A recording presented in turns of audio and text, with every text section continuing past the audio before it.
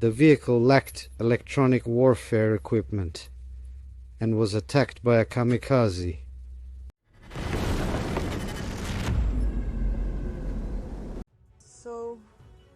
Warthog Defense reported on the dire conditions of Russian Marine units in the Kursk region, particularly the 810th Marine Brigade stationed in Sudzha.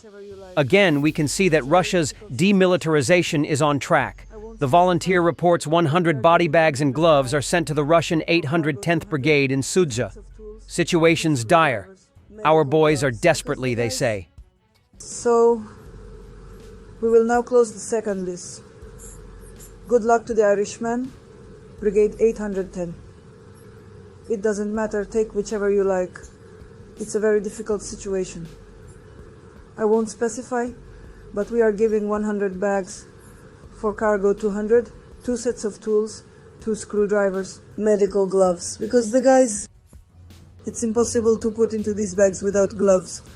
4 boxes of gas canisters, nails, screws. These are all gloves. Our guys are taking risks, right, Seryoja? We will be very worried because I can't say where they're going, but, well, I don't know. Our guys are desperate. The 3rd Assault Brigade repelled a Russian mechanized attack on the Kharkiv-Luhansk border. Russians used 2 IFVs, buggies, and infantry to try to break through. 1 IFV was destroyed right after deploying troops. The second, hit by drones. Buggies coming to assist. Burned 2. The 3rd Assault Brigade, one of Ukraine's most battle-hardened units, has recently been at the forefront of several critical operations. In March 2025, the brigade successfully liberated the village of Nadia in Luhansk Oblast, a testament to their continued effectiveness on the battlefield. Earlier, they were urgently redeployed to Avdiivka amid an extremely critical situation, where they reportedly inflicted significant losses on Russian forces. Ronin's drone unit from the 65th Mechanized Brigade took out a Russian Strela 10 short-range air defense system. While Ukraine's 3rd Assault Brigade continues to press forward on multiple fronts, their success isn't just about well-trained infantry and fierce combat spirit.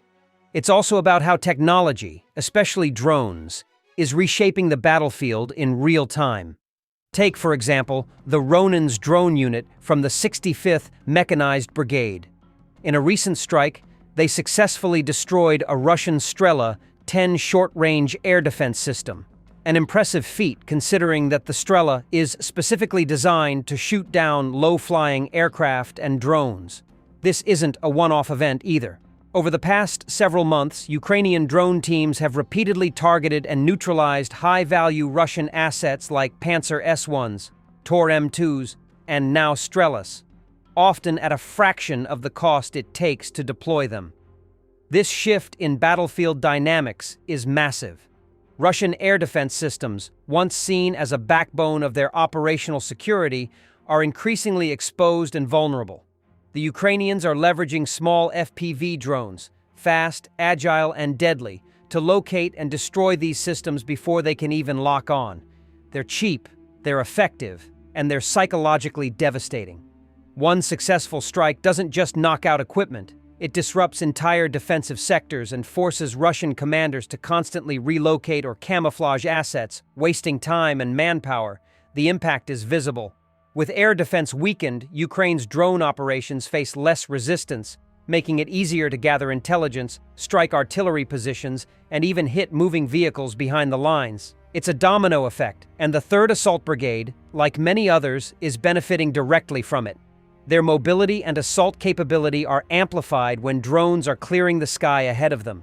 This growing reliance on drones is rewriting the rules of engagement.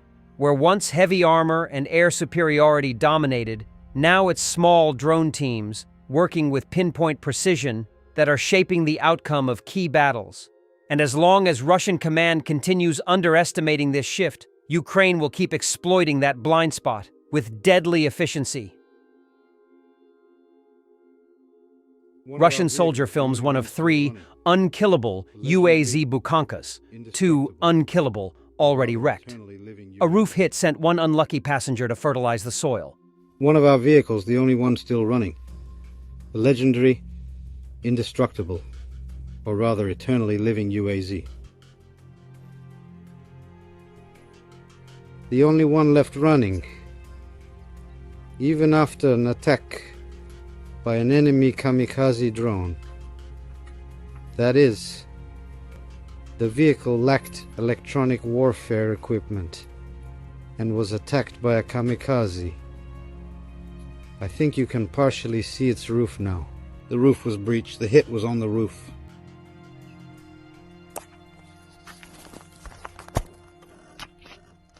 Here are the torn edges. The roof is ripped. There are fighters here, on the side. One fighter died. This is our UAZ.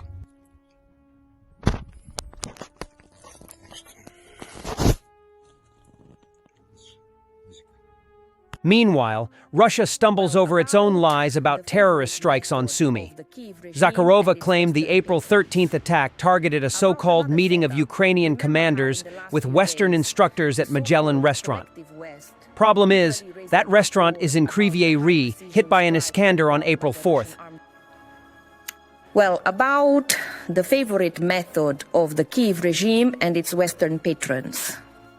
About another setup, remember how in the last few days, the so-called collective West literally raised an uproar about the high-precision strike carried out by the Russian armed forces on April 13th of this year with a missile equipped with an explosive charge at the meeting place of the commanders of the AFU units with the participation of Western instructors. All of this entire gathering took place at the Magellan restaurant in the city of Sumy. After they said they would end the war within 24 hours. U.S. Secretary of State Marco Rubio warns America could move on from Ukraine within days if there's no sign of progress toward ending the war. If it's not possible to end the war, we need to move on, he said after talks in Paris.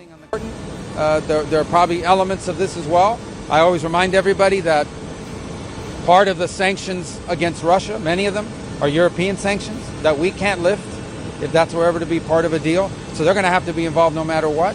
It's their continent. This is happening on the continent of Europe. And so obviously European powers will care deeply about what happens. So they have a stake in this, and we recognize it. And but in the end, I think we all want the same thing. I think from the U.S. perspective, we've... Thanks for watching, and don't forget to subscribe. Also, if you want to support Warthog Defense, please become our member and get early access to new videos, exclusive members-only videos, and become administrator in comment section. The membership link is in the description. Rescues every day. We had a guy last week, it's 6 rescues in 6 days. You know, he's doing the job every day.